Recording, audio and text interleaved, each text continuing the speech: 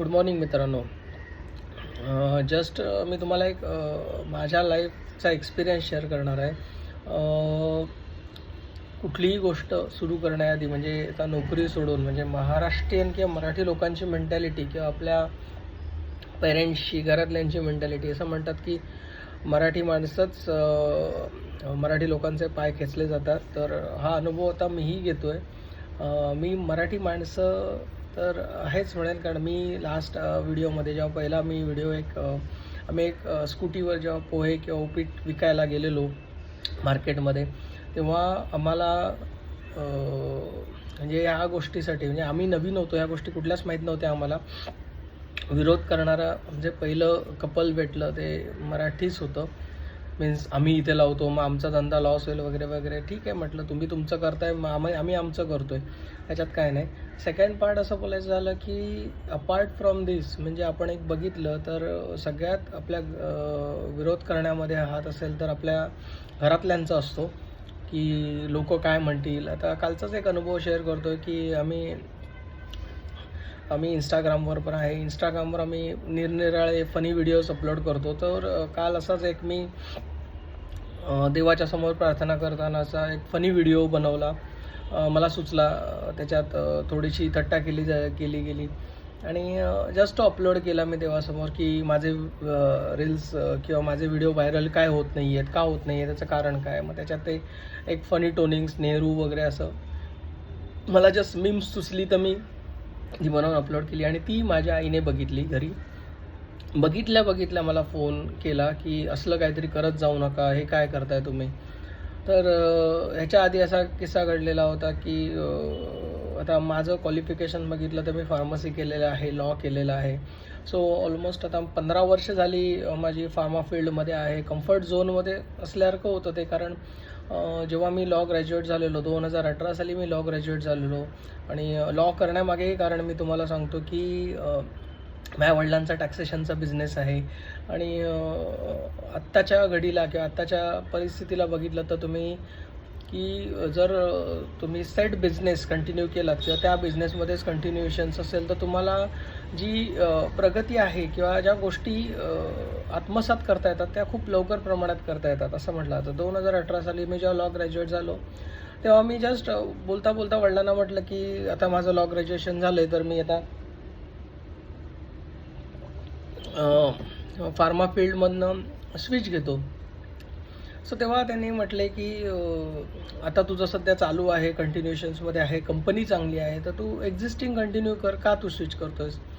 आणि मीही तेव्हा कम्फर्ट झोनमध्ये होतो, कारण जॉब व्यवस्थित चाललेला होता, टेन्शन काहीच नव्हतं. अशी करत आता जवळपास 7 वर्ष गेली. 7 वर्षानंतर जेव्हा आत्ता जी कंडिशन्स आहे की तेव्हा मला ते घरच्यांनी मला सांगितलं की जेव्हा कधी अशी वेळ येईल तेव्हा आपण नक्कीच ह्या फील्डमध्ये स्विच करायचा विचार करतो.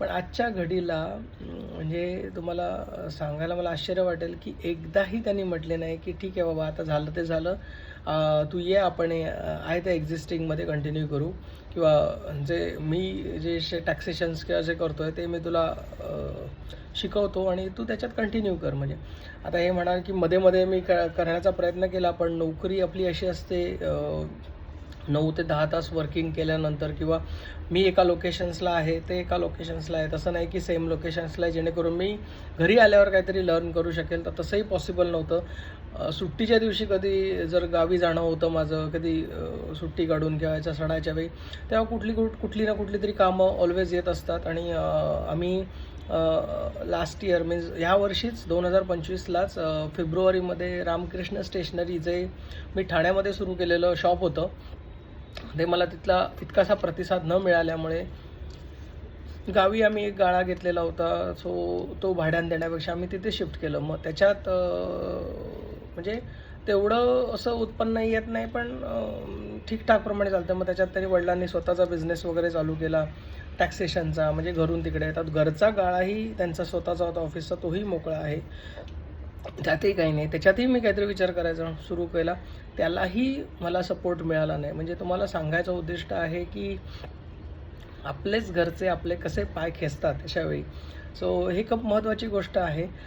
सेकंड थिंग्स बोलायचं झालं की कंपन्या असतात, जर तुम्ही नोटीस पिरियड वगैरे नाही केला तर ते स्ट्रेट अवे तुम्हाला कुठलंही पे स्केल किंवा मानधन देत नाही. जोपर्यंत तुम्ही तिकडे सर्व्हिस करताय किंवा जॉब करताय तोपर्यंतच पगार तुम्हाला तिथे मिळतो, बाकी काही नाही. सो ह्या कंडिशन्सला मी माझ्या घरातल्यांनी स्वतःहून सांगितलं. मी म्हटलं आता माझ्याकडे 3 ऑप्शन्स होते. जसं मी अर्लियर बोललो की आम्ही फूडचा प्लॅन करतो आहे. फूडचा प्लॅन केल्यानंतर आम्हाला ऑब्झर्व झालं की रेंट्स सगळ्यात जास्त प्रॉब्लेम्स होत आहेत रेंट्स. कारण शॉप्सचे रेंट्स ठाण्यामध्ये तुम्ही बघितले तर मिनिमम रेंट 40,000 आहे, मॅक्झिमम तर 1.5 लाख. जसं मी लास्ट व्लॉगमध्ये किंवा व्हिडिओमध्ये सांगितलं की आम्ही जेव्हा कोलशेत ढोकाळी रोडला जेव्हा आम्ही गाळा बघितला, फ्रेश गाळा, 200 स्क्वेअर फीटचा गाळा होता. 200 स्क्वेअर फीटच्या गाळ्याला जवळपास सव्वा ते 1.5 लाख रेंट. आता तुम्ही एक स्नॅक कॉर्नर सुरू करताय, स्नॅक कॉर्नरमध्ये तुम्हाला मॅक्झिमम किती इन्कम मिळणार?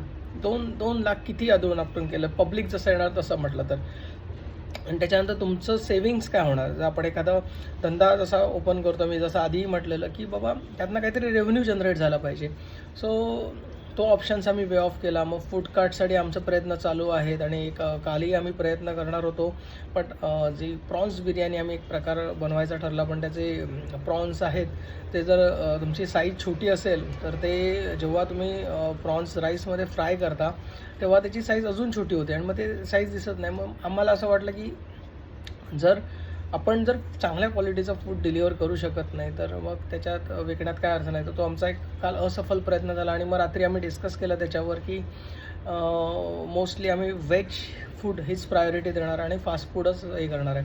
सो ही गोष्ट झाली. तर फास्ट फूड हा एक आमचा ऑप्शन होता. देन सेकंड माझं लॉ होतं आणि थर्ड म्हणजे त्या फील्डमध्येच कंटिन्यू करायचं असं आम्ही ठरवलेलं होतं.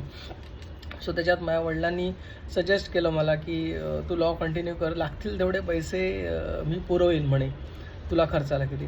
आणि गंमत अशी आहे की जस्ट मी एकदा बोलता बोलता त्यांना बोललो की कुठेतरी जायचं होतं. आता ते कसं आहे की एक आपल्या महाराष्ट्रीयन लोकांची मेंटॅलिटी असते, असं असं घडले आयुष्यात गोष्टी, अचानक घडली, फर्स्ट टाईम आयुष्यात गोष्ट घडली. सो त्यांचं होतं की बाबा भटजींना भेटून या. भटजींना आम्ही मठात जाऊन, आता आम्ही आमच्या घरात स्वामी समर्थांचं खूप जास्त प्रमाणात केलं जातं आणि ही गोष्ट जी माझ्या आयुष्यात घडली तीही गुरुवारी घडली. सो त्यांनी गेलं तिकडे, भटजींनी त्यांना सांगितलं की बाबा भांडूप साईडला एक भटजी आहेत गुरुजी, कणगुटकर काहीतरी नाव आहे गुरुजींचं त्या, सो त्यांना भेटून घ्या. सो मी जस्ट बोलता बोललो की तिकडे जायचं आहे, मग आता पैसे पाठवा म्हणून. तर कशाला पाहिजेत आता, कशाला, तू हाय ते काय केलेस, खर्च काय, हिशोब, हे सगळं. आणि हीच गोष्ट जेव्हा त्यांनी मला स्वतःहून सांगितली, तुला लागतील तेवढे पैसे मी देईन आणि मी कुठलाही हिशोब मागणार नाही. म्हणजे जस्ट तुम्हाला एक उदाहरण द्यायचं आहे की आपल्या घरातले किती सपोर्ट करतात. लोक म्हणतात सपोर्ट करतात असं म्हणतात, बट हे रियालिटी काय आहे? जर तुमच्याकडे पैसा नसेल तर तुम्हाला कोणीही विचारत नाही, इवन तुमच्या घरातले सुद्धा विचारत नाही. सो ह्या गोष्टीसाठी मी आणि माझी वाईफ खूप सरप्राईज झालो की हे जे व्यक्ती आहेत. आणि इवन तुम्हाला हे पण सांगतो मी, एक आतली गोष्ट म्हणजे महत्त्वाची म्हणजे की एवढे 10 दिवस झालेत, आता अशी कंडिशन्स आहे. म्हणजे ठीक आहे, नोकरी तर ह्या वरच्या लेवल्सला जेव्हा मॅनेजर पोस्टला मी होतो तिथे नोकरी असणं जाणं ही आजकालची कॉमन गोष्ट झाली आहे, ले ऑफ करणं. कारण प्रत्येकजण स्वतःचा प्रॉफिट, पैसा जे आहे ते करतात, वाचवायला बघतात थोडक्यात. म्हणजे तर एवढं झाल्यानंतर त्यांनी एकदाही म्हटलं नाही ठीक आहे बाबा तू थोडं चेंज म्हणून घरी येऊन जा, रिलॅक्स होशील असं. कारण मी सुरुवातीच्या वेळेत जसं अचानक जेव्हा गोष्ट घडली तेव्हा मागच्या आठवड्यात गुरुवारी झाल्यानंतर जवळपास 10 दिवस झाले, तो सुरुवातीचे 2-3 दिवस खूप मी टेन्स होतो की मला झोप लागत नव्हती, जेवण जात नव्हतं, काहीच होत नव्हतं. कारण ह्या गोष्टी आपल्याला नवीन असतात, आपल्याला अनुभव नसतो या गोष्टीचा. आणि पण त्याच्यात एकाही माझ्या घरातल्या माणसाने म्हटले नाही की बाबा तू घरी ये, थोडं रिलॅक्स होशील, चेंज होशील. म्हणजे ही तुम्हाला एक बाब सांगायची, म्हणजे एक अनुभव मी माझ्या आयुष्यातला सांगितला की अशा गोष्टी घडतात. सो तुमच्याकडे महत्त्वाचं म्हणजे जसं मी त्याच्यावरही व्हिडिओ बनवीन तुम्हाला माहिती देण्यासाठी की इमर्जन्सी फंड जो आपला म्हटला जातो, emergency funds in the sense अशा म्हणजे इमर्जन्सी म्हणजे आपत्कालीन परिस्थिती, जेव्हा आपली नोकरी नसते किंवा आपली नोकरी अचानक जाते, आपल्याला खर्च बघायचे आहेत. बिकॉज नोकरी गेली म्हणून तुमचे एक्सपेन्स कमी होत नाहीत. जे तुमचे मिनिमम एक्सपेन्स आहेत स्कूल फीज म्हणा, ट्रान्सपोर्टेशन्स, घराचे expense, maintenance, housing maintenance, loan असेल तर घराचा लोनचा हप्ता, हे कुठल्याही गोष्टी आपल्या जात नाहीत किंवा या कमी होत नाहीत. तुम्हाला त्या मंथली भरायच्याच आहेत. आमच्या SIPs होत्या, SIPs जवळपास आम्ही 15,000च्या काढलेल्या होत्या, तर ह्या मंथच्या आम्ही स्किप्स केल्या आहेत. आणि नेक्स्ट मंथला जर जॉबमध्ये काही प्रोग्रेस दिसली नाही तर मोस्ट प्रॉब्ली मी तर माझ्या SIPs क्लोज करायच्या विचारात आहे. बिकॉज मला मॅक्झिमम अमाऊंट सेव्ह करून एक्सपेन्स कसा चालता येईल बघायचं आहे. अजून एक तुम्हाला एक गोष्ट सांगायची आहे की जेव्हा आम्ही फूड कार्ट फर्स्ट टाईम लावलेला पोहे उपीटचा, सो मी तुम्हाला एक आश्चर्याची गोष्ट सांगतो. आम्ही लिटरली मीन्स 10 ते 12 प्लेट स्कूटीवर हे करून विकलेल्या होत्या. आणि लोकही चांगली असतात, लोकही येतात, चव बघून खायला येतात, असं नाही की येत नाहीत. आणि जस्ट गंमत म्हणून हा एक्सपिरियन्स मी माझ्या घरातल्यांशी शेअर केला. सो त्यावर माझे घरातले नाराज होऊन असं आपण काही करायचं नाही, हे आपलं हे नाही, फील्ड नाही आहे, आपण शिकलो आहे कशाला. म्हणजे एक लोकांची मेंटॅलिटी बघा की आजकाल न शिकलेली लोक का जास्त कमवतात पैसे. आणि आजकाल तुम्हाला फ्रँकली सांगतो, पैसा नसेल तर तुम्हाला काहीच किंमत नाही. तुमच्याकडे डॉली चायवाल्याचं उदाहरण आहे, ती व्हायरल वडापाववालीची गर्ल आहे, तिचं ते फूड कार्ट लावूनच एवढे करोडपती बनलेले आहेत. सो नोकरी करून तुम्ही खूप श्रीमंत व्हाल किंवा स्टेटसचं म्हटलं तर नोकरी स्टेटस आहे. आता माझंच उदाहरण घेतलं तर मॅनेजर लेवलपासून मी आज डायरेक्ट घरी बसलेलो आहे. तुम्ही विचार करा की एका मिनिटामध्ये, एका क्षणामध्ये जे काही माझं लाखात उत्पन्न होतं ते येऊन शून्यावर ठेपलेलं आहे. सो नोकरी ही अशी गोष्ट आहे की तुम्हाला क्षणात जमिनीवर आणून ठेवून सोडते. त्यामुळे नोकरीच्या भरोश्यावर कितपत राहावं हे मराठी लोकांना आजपर्यंत समजलेलं नाही. आपल्या घरातल्यांना बिलकुल नाही आहे. आणि मी तुम्हाला ओपनली सांगायचं झालं तर की मे बी आपल्या प्रत्येकाच्याच घरातले सपोर्ट करत नसतील, पण सगळ्यात मोठा विरोधक आपल्या मराठी लोकांमध्ये म्हणायचं आपले घरातले आहेत, आपले नातेवाईक आहेत, पेरेंट्स आहेत. मी स्पेसिफिकली पेरेंट्स म्हणेन. बोलताना खूप वाईट वाटतं आहे, पण हे गोष्टी आहेत की ह्या गोष्टींमध्ये सपोर्ट केला पाहिजे.